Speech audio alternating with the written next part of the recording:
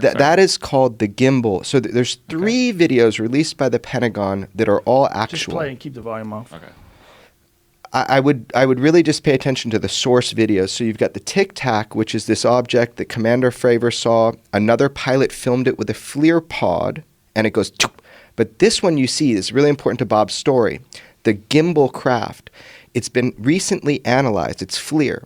Not only does it's definitive that it's not conventional anything by its movements, but there's a pocket of cold air around a propulsion source.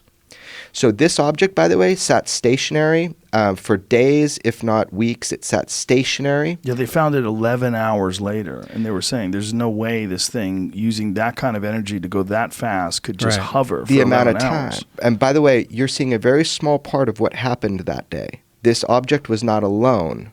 And so hopefully that information comes out, and we can, I wish we had video of it. I'm sure we'd all want to see it.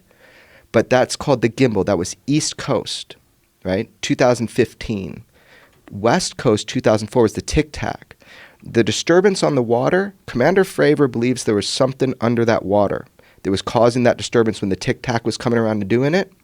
With inside the people that are studying this, they're thinking maybe the Tic Tac system was causing the disturbance, but the USO, unidentified submerged object that he visually saw, the whole interesting thing about that is, I would love Bob to describe it, is why it doesn't matter if these craft are in space, air, or water. Why doesn't it matter? I love when he talks about this shit. Well, first of all, Commander Fravor was the F-18 pilot off the Nimitz that was sent out to find out what this stuff is. But and it wasn't just, I got a chance to talk to him recently, and it wasn't just a radar image. I mean, Commander Fravor had eyes on it for over 5 minutes watching this thing, as 4 other pilots did. So this wasn't a radar blip or anything. I mean, these guys were watching this thing.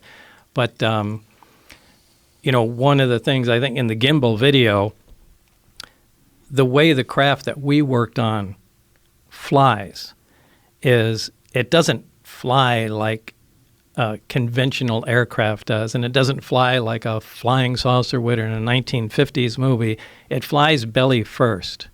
I mean, it may set down conventionally, but it always rotates. It does a roll maneuver, puts its belly towards the target, and then moves away at high speed. So it'd be like a car flying with the wheels forward.